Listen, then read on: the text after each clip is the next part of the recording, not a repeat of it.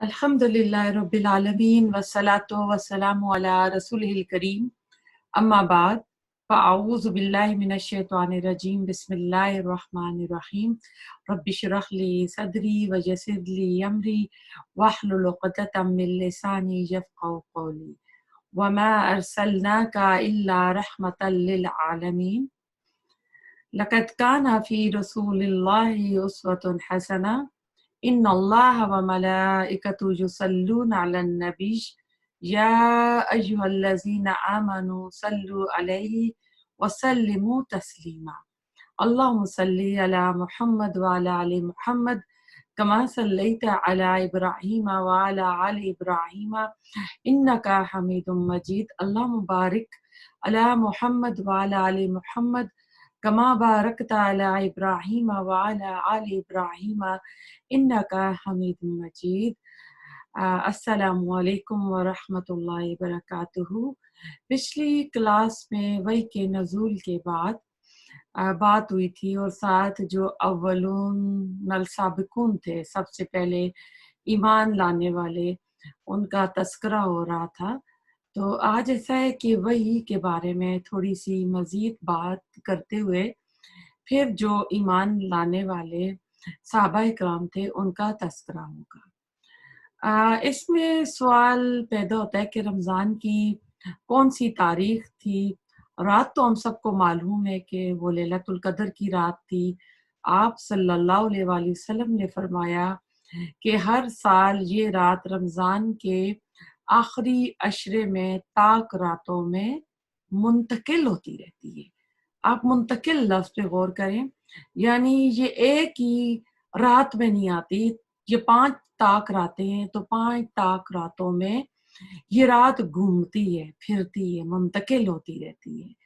तो हर साल ज़रूरी नहीं है कि वो रात जो है 27वीं ही रात हो या वो 29वीं हो, 21वीं हो, या जो 30वीं होती है या 25वीं, यानी जो 5 ताक रातें हैं, तो हर साल मुख्तलिफ ताक रातों में ये रात फिरती है, मुंतकिल होती रहती है।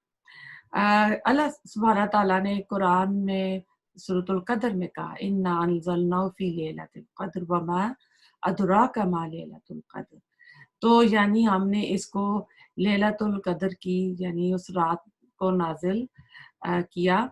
और महीना कौन सा था वो सूरतुल बकरा में आता है, शहर रमज़ान अल्लज़ी उन्ज़िला फ़ीहिल क़ुरआन, कि रमज़ान वो महीना है जिसमें हमने कुरान को नाजिल फरमाया। इसके अलावा सूरत दुखान की आयत में भी आता है लैलतुम मुबारकन, और उसमें कहते हैं कि हिकमत वाले फैसले किए जाते हैं। तो यही वो लैलतुल क़द्र की रात होती है जिस रात में अल्लाह सुब्हानहू तआला हिकमत के फैसले फरमाते हैं। दूसरी इसके बारे में जो रवायत है अबू कतादा की है कि वो कहते हैं कि रसूलुल्लाह सल्लल्लाहु अलैहि वसल्लम सोमवार को, दोशंबा बोलते हैं, दोशंबा के रोज़ अल्लाह ताला ने नबूवत दी, यानी मबऊस फरमाया, नबी फरमाया। तीसरी रवायत आती है कि आप सल्लल्लाहु अलैहि वसल्लम सवार को रोज़ा रखते थे।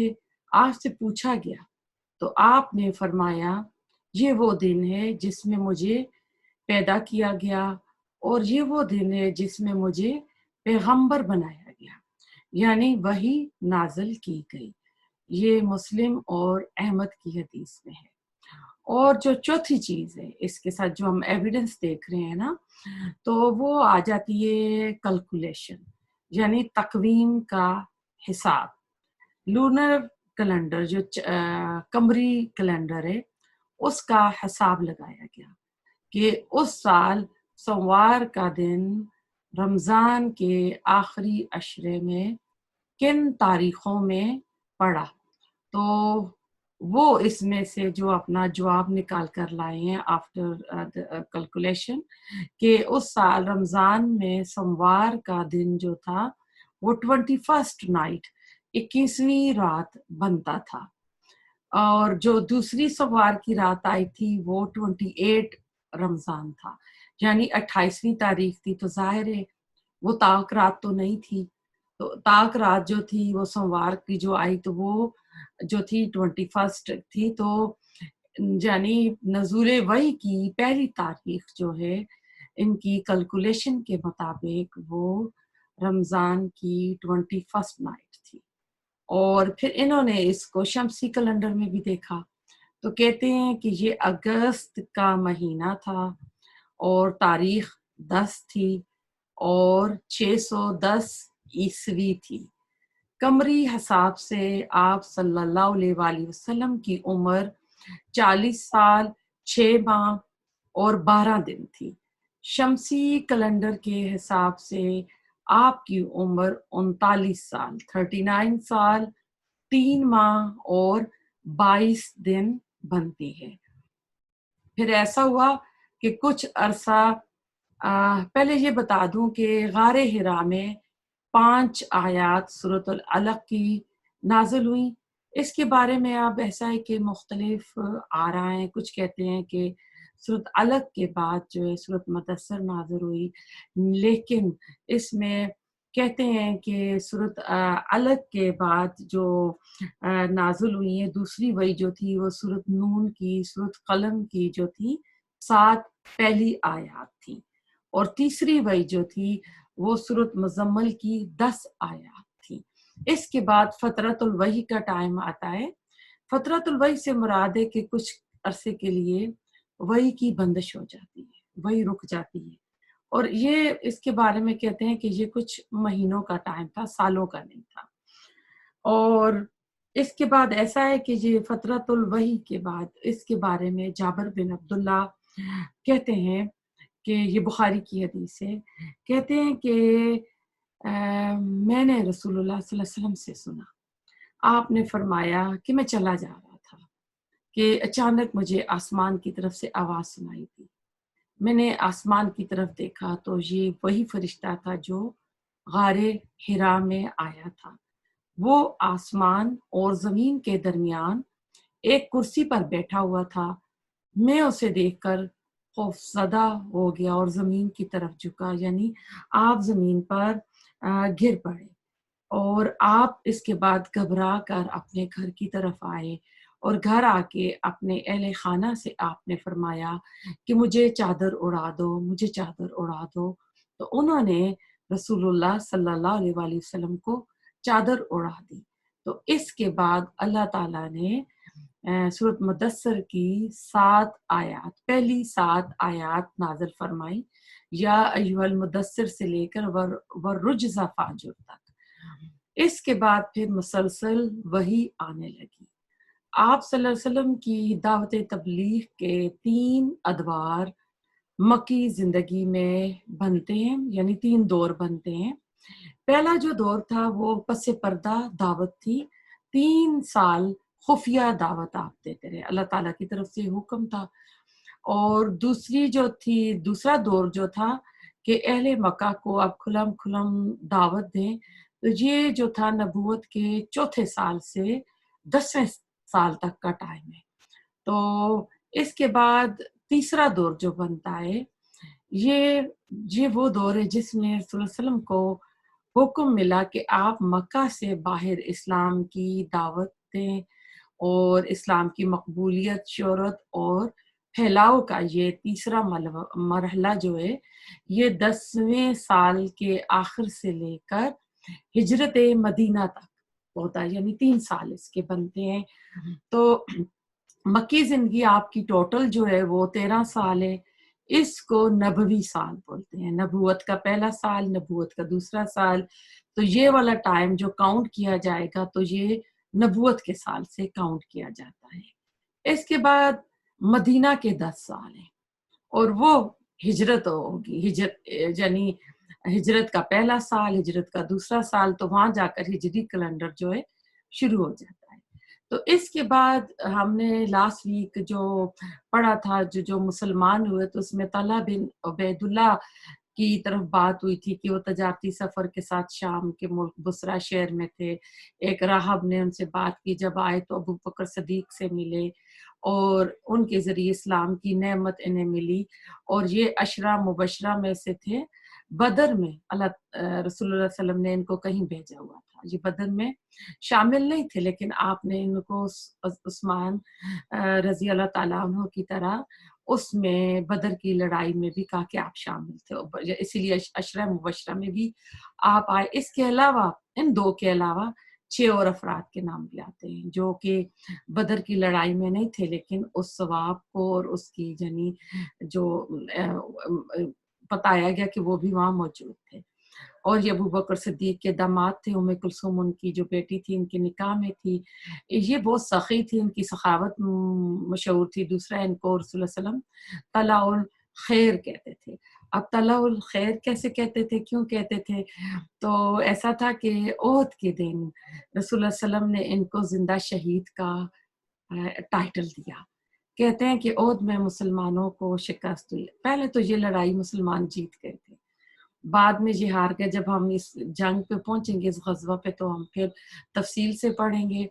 تو طلحہ بن عبید اللہ فرماتے ہیں کہ ان انصار کے صرف 11 لوگ رسول اللہ صلی اللہ علیہ وسلم کے پاس رہ گئے، اور مہاجرین میں سے صرف میں ایک تھا۔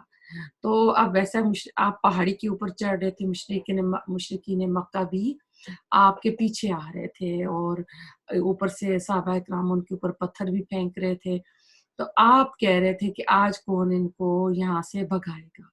تو طلحہ کہتے ہیں کہ میں، تو رسول اللہ صلی اللہ علیہ وسلم کہتے ہیں کہ نہیں، ابھی نہیں۔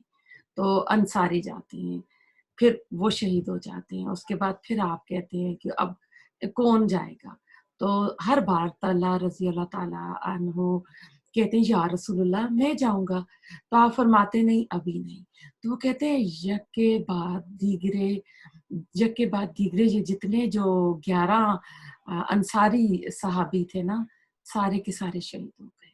تو پھر کہتے ہیں میں گیا، تو انہوں نے بہت ہی جوان مردی کی سے لڑائی کی، اور کہتے ہیں کہ ان کے جسم پر تقریباً تلوار کے 70 سے زائد جو تھے نیزوں اور تلوار کے وار لگے زخم تھے۔ اس واقعے کے بعد رسول اللہ صلی اللہ علیہ وسلم فرمایا کرتے تھے کہ جس کسی نے زندہ شہید کو دیکھنا ہے تو وہ طلحہ ابن عبید اللہ کو دیکھے۔ اور طلحہ ابن عبید اللہ کہتے ہیں کہ احد میں رسول اللہ صلی اللہ علیہ وسلم کی سواری جو ہے دشمنوں میں گر گئی تھی۔ میں چاروں طرف گھوم کر تیر چلا رہا تھا کہ آپ کے کوئی قریب نہ آئے، یعنی آپ کی حفاظت فرما رہے تھے، رسول اللہ صلی اللہ علیہ وسلم دیکھ رہے تھے، اور ساتھ ساتھ طلحہ بن عبید اللہ کو حوصلہ بھی دے رہے تھے۔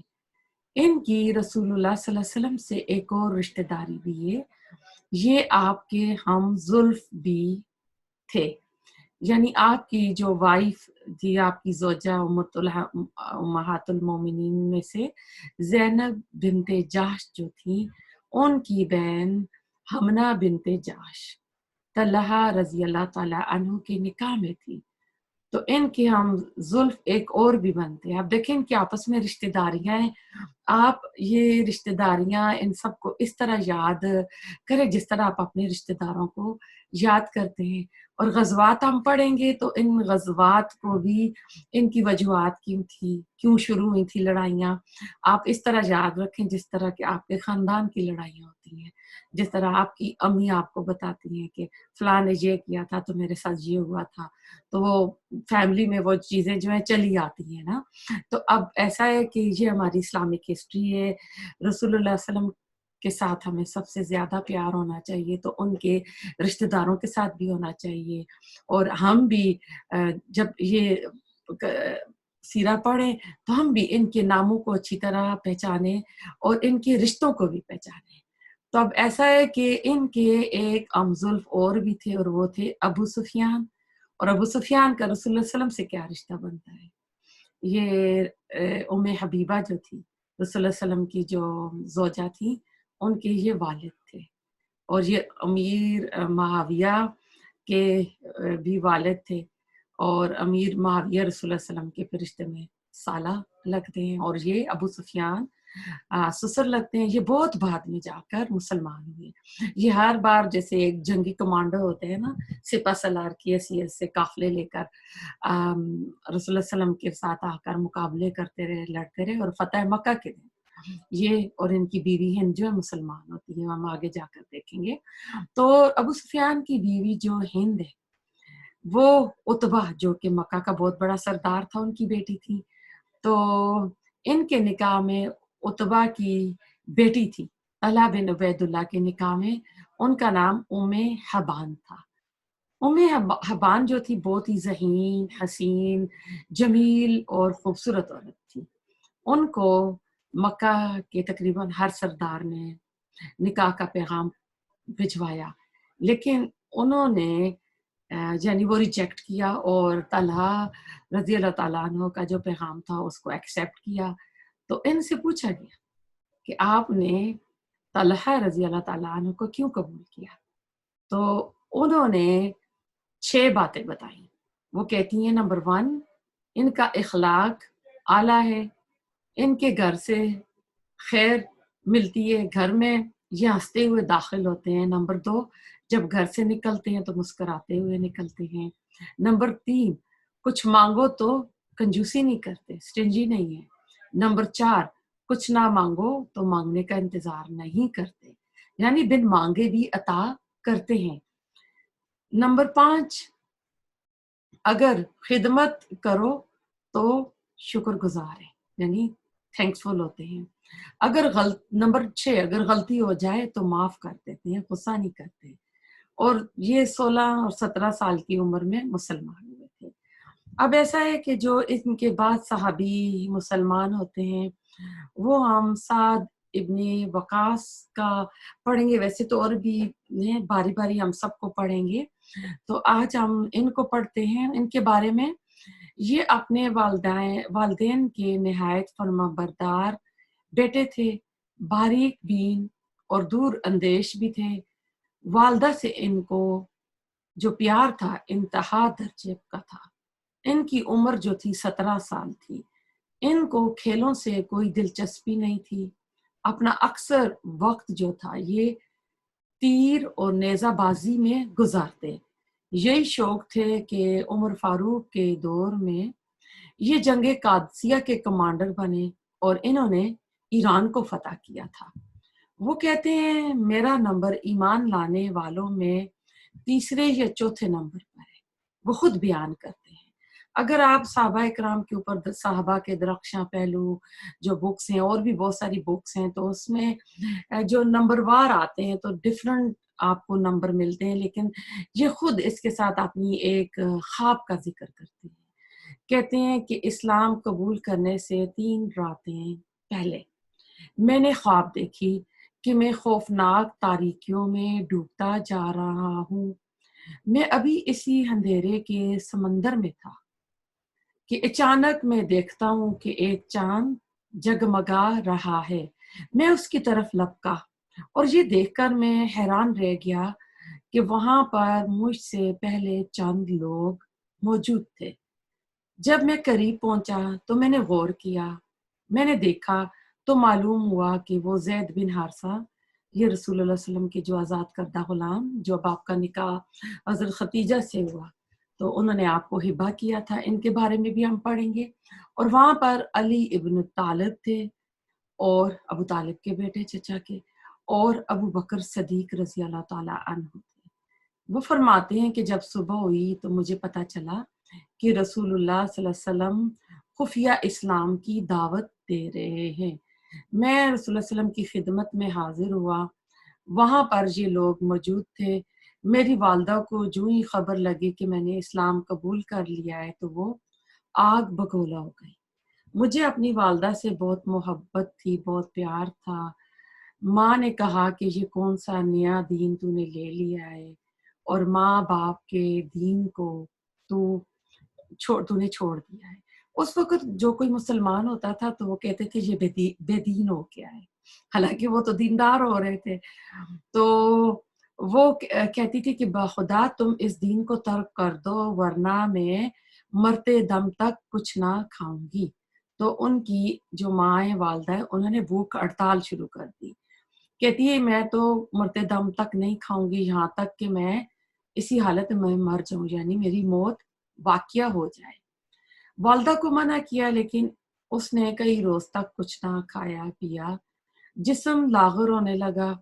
کہہ رہے ہیں کہ میں التجائے کرتا رہا، وہ کہتی رہی کہ میں مرتے دم تک کچھ نہیں کھاؤں گی۔ اور وہ کہتے ہیں کہ وہ کہتی ہیں کہ میری زندگی عزیز ہے تو یہ دین تم چھوڑ دو، بیٹے کو کہتی ہیں اگر میری جنی میں تو مر جاؤں گی اسی بھوک ہڑتال میں، تو تم کیا کرو، اس دین کو چھوڑ دو۔ کہتے ہیں کہ جب میں نے یہ حالت دیکھی سعد بن ابی وقاص نے، تو انہوں نے کہا کہ مجھے رسول اللہ صلی اللہ علیہ وسلم اور اللہ محبوب ہیں، خدا کی قسم والدہ اگر تیرے جسم میں ہزارہ جانیں بھی ہوں اور وہ بھی ایک ایک کر کے پرواز کر جائیں، تب بھی میں اپنے دین کو نہیں چھوڑوں گا۔ تو جب ماں نے بچے کا یہ عزم دیکھا، یہ پختہ ارادہ دیکھا، تو اسے یقین آ گیا کہ یہ دین نہیں چھوڑے گا۔ تو اس نے اپنے یعنی بیٹے کو یعنی پھر انہوں نے اپنی جو بھوک ہڑتال تھی وہ ختم کر دی۔ اس کے علاوہ سعد بن ابی وقاص جو تھے، یہ رشتے میں رسول اللہ صلی اللہ علیہ وسلم کے ماموزاد بھائی تھے۔ اور ایک اور واقعہ آتا ہے کہ صحابہ کرام کہتے ہیں کہ ایک بار وہ طواف کر رہے تھے اور کہتے ہیں کہ ایک عورت جو تھی وہ نا ان کو خوب برا بھلا کہہ رہی تھی، تو میں نے پوچھا کہ یہ کون ہے، تو بتایا گیا کہ یہ ان کی والدہ ہیں اور انہوں نے ایک نیا دین لے لیا ہے، تو والدہ ان کو نا کوس رہی ہیں، ان کو برا بھلا کہہ رہی ہیں۔ تو پھر ایسا ہے کہ عمر فاروق رضی اللہ تعالیٰ عنہ کے زمانے کی جو خلافت کا ٹائم تھا، اس میں جنگ قادسیہ میں ایرانی لشکر کے سپہ سالار جو ہیں وہ سعد بن ابی وقاص بنتے ہیں، اور رستم کا سر جو ہے انہوں نے قلم کیا۔ جب ایرانیوں نے اپنے سپہ سالار کا سر مسلمانوں کے نیزوں پر دیکھا تو وہ حواس باختہ ہو گئے۔ سعد بن ابی وقاص نے عمر لمبی پائی تھی، بہت مالدار تھے، اور موت کے وقت انہوں نے وصیت کی تھی کہ اپنا پرانا بوسیدہ جبہ جو ہے مجھے اس میں کفن دیا جائے، یعنی میرا کفن وہ ہو۔ تو انہوں نے وہ جبہ جو تھا بدر کی لڑائی میں پہنا تھا، تو کہتے ہیں کہ یہ جبہ پہن کر میں نے جہاد کیا تھا، اور ان کی دلی خواہش تھی کہ اللہ سے جب ملاقات ہو تو اسی جبے میں وہ ملاقات کریں۔ تب نیکسٹ ویک ہم مزید جو صحابہ کرام میں جو ایمان لائے شروع میں ان کا احوال ہم پڑھیں گے۔ تو اللہ تعالیٰ قبول فرمائے۔ ربنا تقبل منا انک انت السمیع العلیم وتب علینا انک انت التواب الرحیم۔ سبحانک اللہم وبحمدک نشہد ان لا الہ الا انت نستغفرک ونتوب الیک۔